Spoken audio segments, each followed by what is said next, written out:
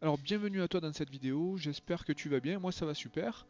On est là pour travailler le théorème des valeurs intermédiaires. Donc si tu es en terminal S et que tu as des difficultés sur le théorème des valeurs intermédiaires, on va voir ensemble un exercice qui va te permettre de comprendre un peu mieux ce théorème. Alors voilà l'exercice que je te propose. Donc on est sur une fonction u définie sur grand R par u de x égale à 2x au cube moins 3x au carré moins 1. Alors, l'idée du théorème des valeurs intermédiaires, c'est quoi? Euh, à la base, on a une équation qu'on ne sait pas résoudre, et le théorème va nous permettre de trouver le nombre de solutions et l'existence de ces solutions. En aucun cas, le théorème ne permet de résoudre concrètement l'équation, en fait. On n'aura pas une solution bien précise à la fin de la résolution de l'équation. On aura au mieux un encadrement de cette solution ou de ces solutions. Voilà. Donc le théorème intervient lorsqu'on ne sait pas résoudre une équation parce que le degré de l'équation est trop haut en fait. Ce théorème va nous permettre de nous en sortir en fait. Voilà. Donc ici la fonction qu'on nous propose c'est u de x égale 2x au cube moins 3x au carré moins 1. Alors je vais l'écrire sur mon tableau. Donc on a u de x ici égale à 2x au cube moins 3x au carré moins 1 et on est sur l'intervalle des réels. Alors la première question qu'on nous pose c'est déterminer la fonction dérivée u', puis dresser le tableau de variation de la fonction u. On ne demande pas de calculer les limites en l'infini. Alors c'est un petit a. Alors on va pas faire tout l'exercice, on va faire uniquement la partie sur le théorème des valeurs intermédiaires, donc jusqu'à la question D en fait, tout le petit 1 en fait. Petit 1, A, B, C et D. Alors, petit a, on dérive. Alors, u est un polynôme du troisième degré, donc c'est dérivable sur R, et on peut dériver ce polynôme. Donc, u' de x égale 2 fois 3, 6x carré, moins 3 fois 2, 6x, et la dérivée de moins 1 qui vaut 0. Euh, voilà la dérivée de la fonction u. Ensuite, il faut dresser le tableau de variation de u. Donc pour ça, j'ai besoin de connaître le signe de ma dérivée. Alors ici, je pourrais calculer un delta pour connaître les valeurs qui annulent ma dérivée, mais je peux aller plus vite en factorisant par 6x. Donc si je mets 6x en facteur, je n'aurai pas besoin de calculer un delta. 6x facteur de x moins 1. À partir de là, je peux dresser mon tableau de variation. Donc j'ai les valeurs de x qui sont sur moins l'infini plus infini. Je vais mettre le signe du premier facteur, donc 6x, le signe du deuxième facteur x moins 1, le signe du produit des deux facteurs, c'est-à-dire le signe de u' de x. Et enfin, je vais obtenir de cette façon-là les variations de u. Alors, les valeurs qui annulent ici mes deux facteurs sont 0 pour 6x et 1 pour x moins 1. Donc je les range dans l'ordre, 0 et 1. J'aligne mes deux 0. Alors 0 annule 6x, 1 annule x moins 1, ma dérivée s'annule deux fois. Et donc je suis en état de remplir mon tableau par les signes de mes facteurs. Le signe de 6x sur moins l'infini 0 c'est négatif, et sur 0, 1 c'est positif, sur 1 plus infini c'est positif. X moins 1, si x est plus petit que 1, ce sera négatif. Si x est plus grand que 1, ce sera positif. Moins par moins, ça fait plus. Moins, plus par moins, ça fait moins. Plus par plus, ça fait plus. Et j'obtiens ainsi les variations de u. Donc c'est une fonction qui est croissante, décroissante et croissante. Voilà le tableau de variation de la fonction u sur mon infini plus infini. Je vais quand même calculer l'image de 0 par u, l'image de 1 par u. Donc l'image de 0 par u, ça me donne moins 1, ici. L'image de 1, ça me donne 2 moins 3, c'est-à-dire moins 1, ça me donne moins 2. Les limites ne sont pas demandées, mais je vais quand même les écrire. Donc la limite à moins l'infini de la fonction u, qui est un polynôme, donc ça va se limiter à la limite de 2x au cube en moins l'infini, ce qui va nous donner moins l'infini. Et la limite en plus infini sera égale à plus infini, puisque la limite de 2x au cube est égale à plus infini. Alors le calcul des limites, j'y reviendrai dans une prochaine vidéo, plus en détail. ici c'est pas le but de la vidéo, le but c'est d'appliquer le théorème des valeurs intermédiaires. Alors, on continue dans l'exercice. Petit b, c'est justement la question qui nous intéresse ici, démontrer que l'équation u de x égale à 0, donc ici on a une équation à résoudre, u de x égale à 0, c'est-à-dire 2x au cube moins 3x au carré moins 1 égale à 0. Il faut démontrer que cette équation admet une unique solution alpha dans R, et que cette solution est comprise entre 1 et 2. Donc si je devais résoudre u de x égale à 0 directement, je ne pourrais pas à cause de mon degré égal à 3 ici. J'ai un polynôme du troisième degré et je ne sais pas résoudre des polynômes du troisième degré égal à 0. Je n'ai pas d'outil mathématique pour pouvoir résoudre ce genre d'équation. Par contre, j'ai le théorème des valeurs intermédiaires qui va pouvoir m'aider. Donc le théorème va nous permettre de montrer deux choses. L'existence de la solution, ou des solutions, et en plus de ça, l'unicité de cette solution. Donc ça c'est important de le comprendre. Le théorème permet de montrer deux choses. J'insiste, donc l'existence d'une part et l'unicité d'autre part. Alors comment je vais appliquer ce théorème? Alors apparemment cette solution appartient à un intervalle 1,2, est compris entre 1,2. Donc je vais aller voir mon tableau de variation. Et c'est vrai que je cherche un 0 ici, puisque je résous u de x égale à 0, donc je cherche un 0 sur la ligne de u, en fait, sur les variations de u. Donc entre moins l'infini et moins 1, ici je n'ai pas de 0. Entre moins 1 et moins 2, ici je n'ai pas de 0. Par contre, je vois qu'entre moins 2 et plus infini, ici la courbe peut passer par 0. Donc ici je vais caler un petit 0. Et ici, normalement, j'ai ma solution alpha qui va apparaître, d'après l'énoncé, entre 1 et 2. Donc je vais rajouter 2 ici, avant plus infini. Et je vais calculer cette image de 2. Donc l'image de 2 par f, par u plutôt, ça va me donner 2x au cube, donc ça va faire 2 fois 2 au cube, donc c'est-à-dire 2 fois 8, moins 3 fois 2 au carré, donc moins 3 fois 4, donc 12, moins 1.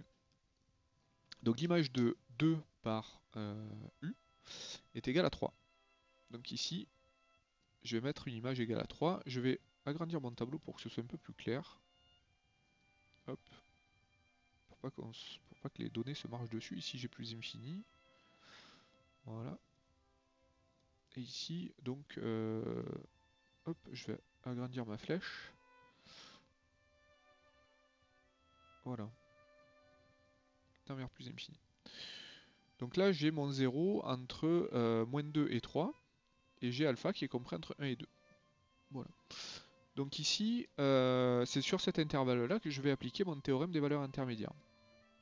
Alors, ça me plaît pas, je vais agrandir un peu ce truc. Donc je vais mettre 2 ici. L'image de 2 c'est 3. Voilà.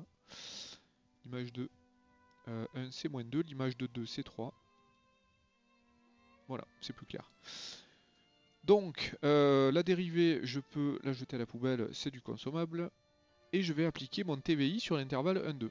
Alors, pour appliquer le TVI, donc le théorème des valeurs intermédiaires, il va falloir énoncer 3 hypothèses au départ. Il va falloir valider 3 hypothèses au départ pour pouvoir conclure d'après le théorème des valeurs intermédiaires. Quelles sont ces hypothèses? La première chose à dire, quand on applique un TVI, c'est de dire que la fonction qu'on est en train d'étudier est continue, puisque c'est un théorème qui s'applique uniquement sur des fonctions continues. Donc c'est la première chose à dire. U est un polynôme du troisième degré.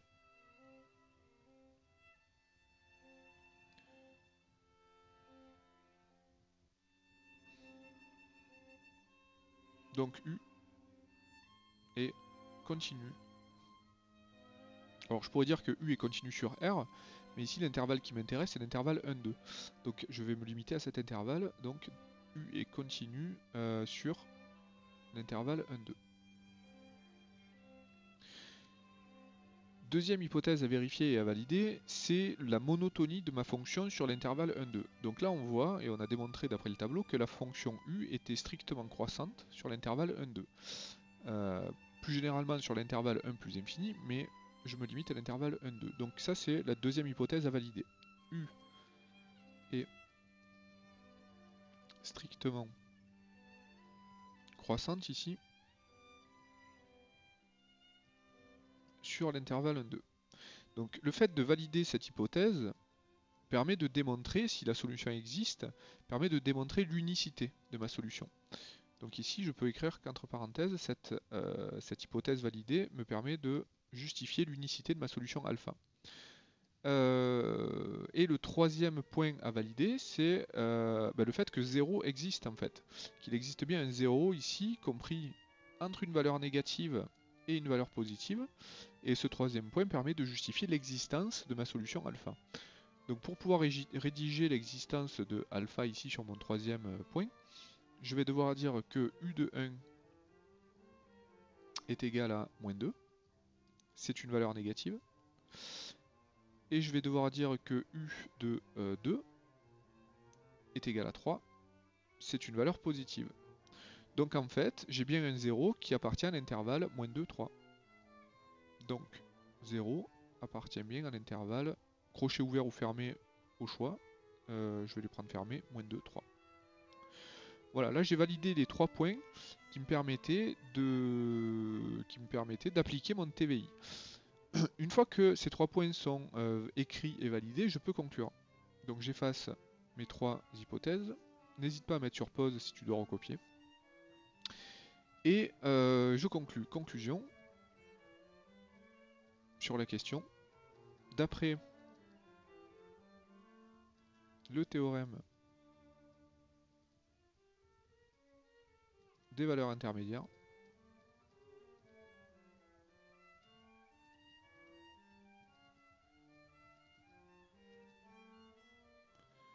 il existe, donc ici je montre l'existence, il existe une unique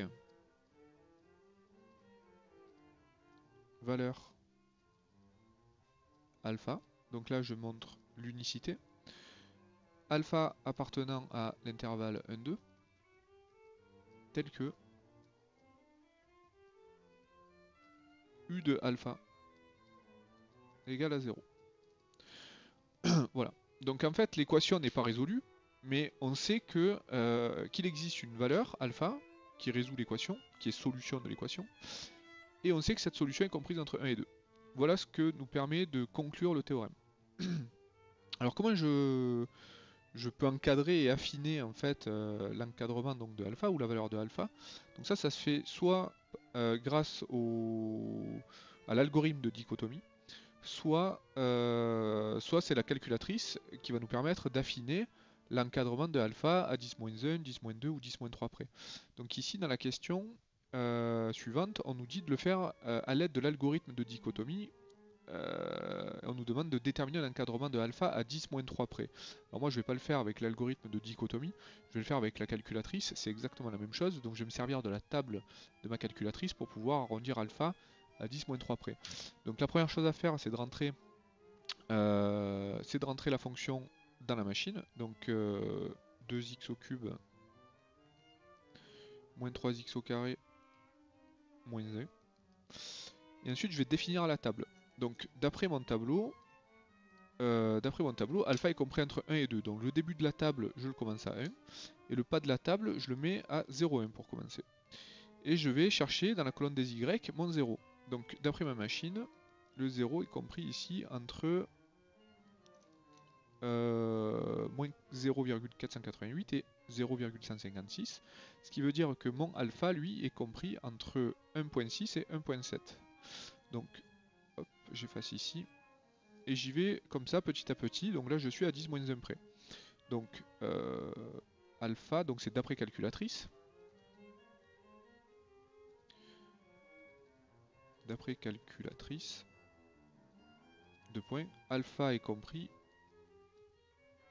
entre 1.6 et 1.7. Donc là j'ai encadré à 10-1 près. Je vais faire la même chose à 10-2 près. Donc là cette fois je vais partir de 1.6 dans ma table et le pas je vais le mettre à 10-2, c'est-à-dire à 0,01. Et je cherche mon 0 dans la colonne des Y. Donc compris entre une valeur négative et une valeur positive. Mon alpha lui est compris entre 1,67 et 1,68. Donc là je suis à 10-2 près. Et dernière étape, à 10-3 près, donc le départ je le mets à 1,67. Le pas je le mets à 10-3, donc à 0,001. Et je viens chercher mon 0 chez Y, entre une valeur négative et une valeur positive. Hop, je l'ai trouvé. Je suis entre 1,677 et 1,678. Voilà l'encadrement de alpha à 10-3 près, d'après calculatrice.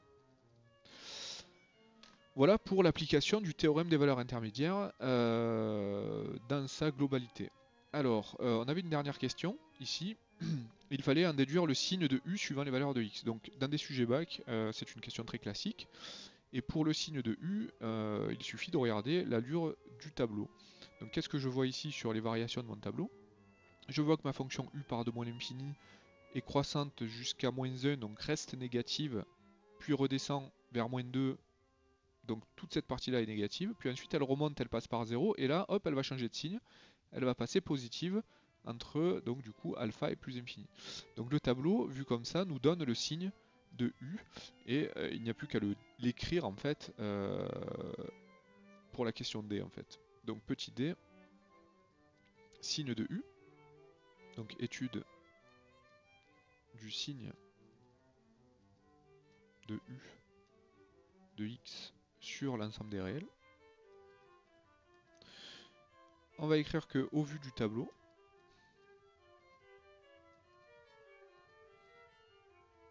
de variation,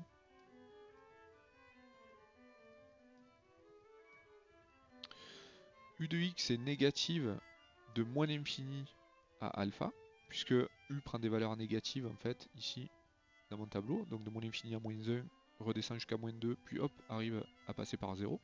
Donc on va dire que U de X est négative ou nulle sur l'intervalle moins l'infini alpha. Je prends le alpha puisqu'ici j'ai pris inférieur ou égal. Et U de X va passer supérieur ou égal à 0 à partir de alpha, donc sur l'intervalle alpha plus infini. Voilà pour le signe de U, ce qui conclut l'exercice. J'irai pas plus loin dans cet exercice puisqu'après ça part sur l'étude d'une fonction f, et en fait ici la fonction U était une fonction intermédiaire qu'il fallait étudier pour pouvoir ensuite étudier ici la fonction f sur moins 1 plus infini, mais cette partie là m'intéresse pas. Moi ce qui m'intéressait c'était juste l'application ici du théorème des valeurs intermédiaires. Voilà, donc j'espère que cette vidéo t'a plu, que j'ai été assez précis, assez pédagogue pour que tu puisses comprendre l'utilisation et l'application de ce théorème. Si jamais ça t'a plu et que tu souhaites me suivre de manière plus sérieuse et plus régulière, n'hésite pas à t'abonner sur ma chaîne et tu resteras ainsi informé de mes prochaines vidéos. Sur ce, je te dis bon courage pour tes révisions et à la prochaine vidéo. Salut, salut!